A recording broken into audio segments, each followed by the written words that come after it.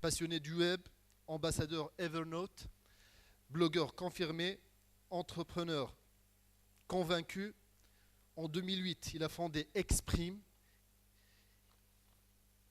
Il s'appelle Maxime Garrigue. Il va nous parler des pages fans et comment gérer ces pages fans. Maxime. Bonjour à tous. Alors malheureusement, comme le disait très justement Amira, je fais partie de la minorité et je suis un des seuls à ne pas parler arabe dans cette salle, donc veuillez m'excuser si ce talk sera entièrement en français. Donc rapidement, n'oubliez pas que vous pouvez live tweeter les interventions avec le hashtag et nous retrouver nous aussi à la fois sur Twitter, Exprime et moi-même. Alors rapidement, qui on est? Donc moi je suis Maxime Garrigue, je suis directeur associé d'une agence française qui s'appelle Exprime.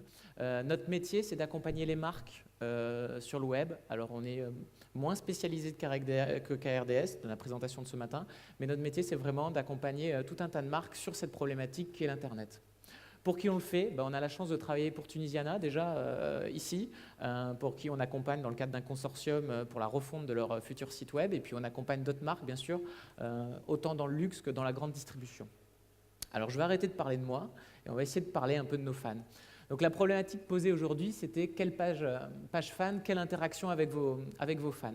Alors vous allez voir, je vais essayer de faire écho aux différentes présentations que vous avez eues aujourd'hui et je promis, je vais essayer d'être le moins ennuyant possible.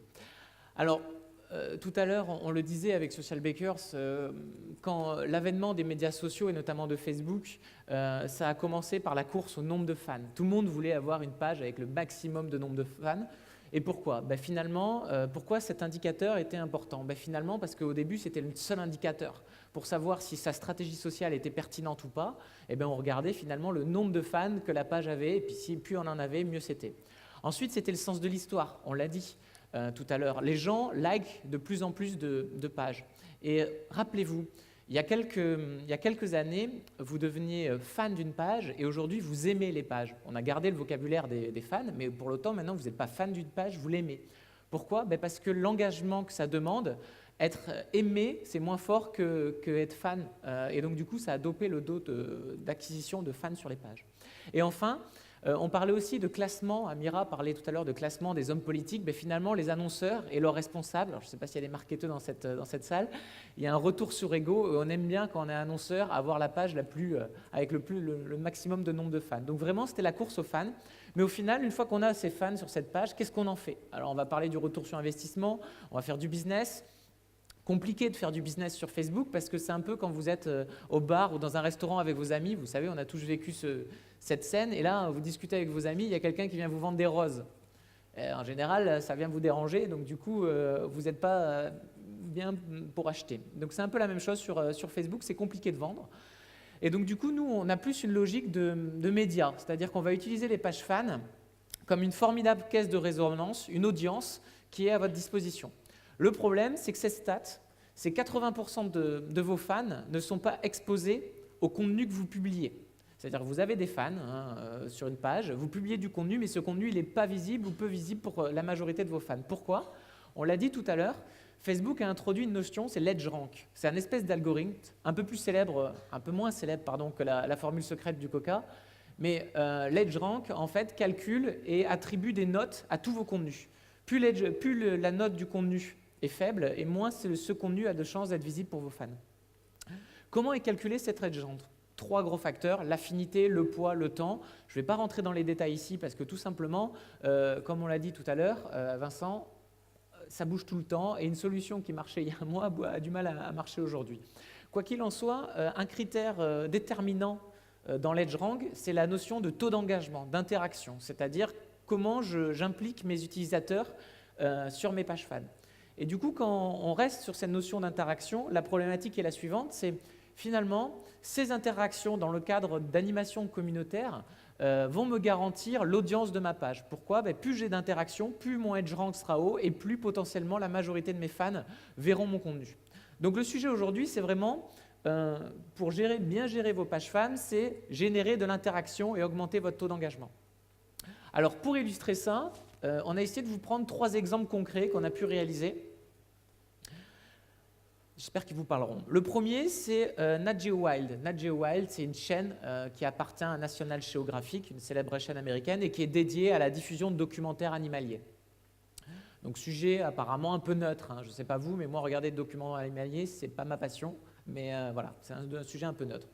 Ces gens-là ont finalement se sont associés à une opération qui s'appelle Big Cat Week, dont le principe de cette opération est une opération mondiale qui a pour but de sensibiliser les gens à la disparition, enfin à l'extinction, pardon, plutôt, des grands fauves, hein, des félins, notamment en Afrique. Et donc, du coup, ils ont eu toute une programmation mondiale, et notamment en France, dédiée à des documentaires sur ces fauves. Donc, vraiment, la mission qui était allouée, c'était vraiment utiliser l'audience de cette page pour sensibiliser les gens à ce sujet-là. Ce qu'on a essayé de produire pour sensibiliser les gens, et donc, du coup, essayer de générer de l'interaction autour de cette thématique, c'est une application, on va y revenir tout à l'heure, et surtout, c'est un peu ce qu'on nous appellerait du brand content, la stratégie de contenu. C'est quand une marque, qu'est-ce qu'on peut produire comme contenu à propos d'un sujet. Alors, on va vous montrer ce qu'on a fait. Le concept était très simple, vous savez, les chats. Tout le monde aime les chats, et le chat, je crois, est l'animal le plus partagé de l'Internet. Alors, on a demandé aux gens, tout simplement, de prendre en photo leur chat et de nous indiquer à quel animal de la savane il correspond. Donc là, je vous invite à regarder, hein, je ne vais pas rentrer dans les détails. Et on a demandé aux gens, à nos fans, de commencer à se prendre en photo leurs chats. Vous voyez, on a des beaux chats, voilà, ils sont assez sympas, ils sont tout mignons. Et en complément de cette application, on a édité du contenu, des images, hein, on l'a dit tout à l'heure, parce que le contenu se partage bien. Et on a essayé d'être un peu créatif sur ce contenu, parce que plus ce contenu est humoristique, intéressant, et puis on va le partager. Alors on vous a mis quelques extraits, j'espère qu'ils vont vous faire sourire. Mais encore une fois, le concept, c'est si les grands félins disparaissent, c'est votre chat qui va les remplacer. Donc on essaye d'apprendre à votre chat à ressembler à un grand félin. Donc vous voyez, hein, c'est des petits trucs sympas. Où on entraîne le chat en customisant une souris en mode zèbre pour qu'ils apprennent à chasser, où on met des bigoudis dans un petit chaton pour qu'il ressemble à un lion, ou ma préférée, on apprend à vos chats à courir à l'aide d'un bonbon pour l'entraîner à être rapide dans la savane. Voilà. Où on lui explique qu'est-ce qu'un hippopotame chez vous. Parce que, bon, voilà.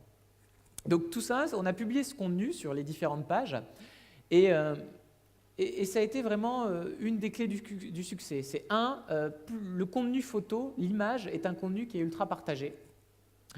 2, le contenu qu'on a pu produire, qui était en plus un contenu photo, est un contenu un peu impertinent, un peu humoristique. On a dédramatisé la situation, et vous avez vu sur les images, ça c'est du contenu qui se partage entre utilisateurs. Donc, grâce à ces deux approches, application et contenu, on a eu des résultats plutôt pas mal.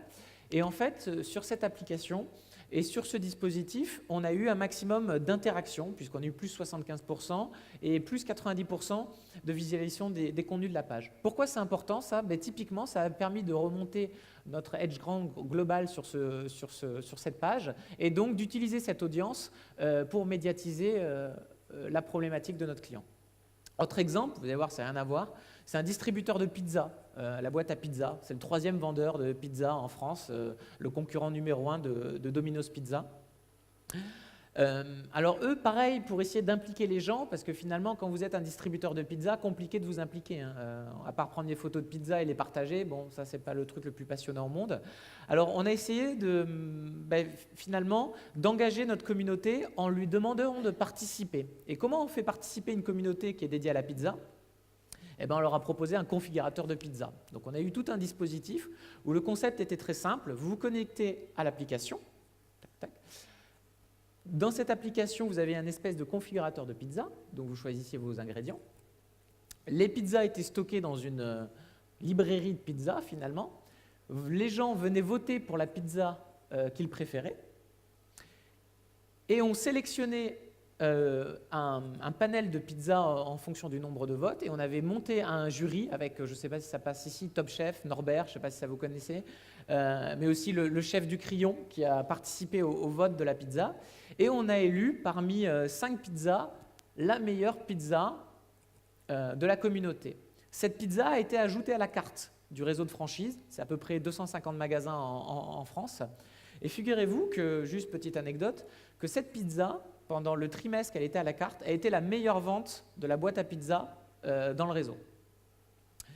Donc, clé de succès, On essaye d'avoir, pour animer nos fans, quelque chose de collaboratif. Nous, on était sur la thématique de la pizza, on s'est dit finalement, on va faire un configurateur de pizza. 2, on a demandé aux gens de s'impliquer et leur avis, et en plus leur avis, ils ne comptaient pas entre guillemets pour du beurre puisque la pizza était à la carte. Donc ils ont interagi avec la marque et on les a valorisés au travers de cette prise de parole. Et en termes de résultats, encore une fois, regardez le nombre de contenus valorisés ou même d'histoires générées, c'est-à-dire tous les likes, les partages, etc. On a encore une fois dopé l'audience. À chaque fois, on vous a mis le petit indicateur. Là, c'est sur une page fan qui regroupe 89 000 fans. Dernier exemple pour vous illustrer la puissance de l'interaction dans le but de générer de l'audience. Tout à l'heure, on parlait de Social TV. Alors, je ne sais pas si ça passe trop ici, Plus belle la vie. Est-ce que ça vous parle? Qui est fan de Plus belle la vie? Qui n'ose pas lever la main? Il y en a qui ont levé la main.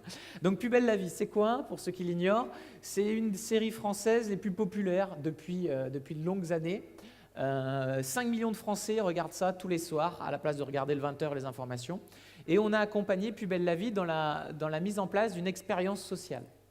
Le concept de cette série est assez simple, c'est des mini-épisodes de 20 minutes chaque soir. Le principe, la problématique de notre client, d'utiliser l'audience du réseau social pour doper encore plus l'audience du programme. Alors comment on a fait? Très simple. On a créé une page Facebook Plus belle la vie officielle qui n'existait pas. Et je ne sais pas si vous l'ignorez, dans ce programme, vous avez 28 personnages principaux, un peu à la manière de l'intervention de ce matin. Dans Plus belle la vie, vous avez 28 personnes. Okay, et après, vous avez des personnages secondaires, mais régulièrement, vous voyez ces 28 personnes. On a créé donc en parallèle aussi une application. Je vais rentrer dans les détails. Première étape, créer une page Plus belle la vie officielle, où là-dessus, on est sur l'interaction avec des contenus exclusifs. On incite la communauté à partager, on demande l'avis à la communauté. C'était un peu les conseils qu'on vous a donnés ce matin sur comment engager votre communauté. Vous voyez, il y a des photos, on demande leur avis, on a du contenu exclusif. On est exactement, je ne vais pas répéter ce qui a été dit ce matin, voilà, mais on est exactement dans cette même veine-là. Et on implique on implique réellement notre audience en disant voilà, jour férié ou pas, je regarde Plus belle la vie. Regardez juste le nombre de likes, de partages et de commentaires. C'est assez hallucinant la réaction de cette page. Donc ça, c'est la page fan de Plus belle la vie. Et en parallèle de ça, on a créé une application pour les 28 personnages. Parce que le principe de Plus belle la vie, c'est que ces personnages, ils sont tous dans des familles. Un peu comme le jeu des 7 familles. Donc vous avez la fille, le père, voilà, vous avez un peu tout le monde. Donc on a créé une application qui un peu regroupe toutes les familles de Plus belle la vie pour permettre aux gens de s'y retrouver. Et ce qu'on a fait derrière, c'est qu'on a créé une page fan pour chacun des 28 personnages. Okay, l'intérêt, c'est qu'on a notre community manager de Plus belle la vie, c'est pendant et après chaque diffusion du programme du jour, va faire parler les personnages entre eux. Okay, donc s'il y a une relation amoureuse entre un homme et une femme, par exemple, dans la série, sur Facebook, ils vont se déclarer en couple. Et on amène tout l'utilisateur dans l'histoire de Plus belle la vie au travers de Facebook pour doper notre taux d'interaction. Donc là, par exemple, c'est un personnage qui s'appelle Jawad.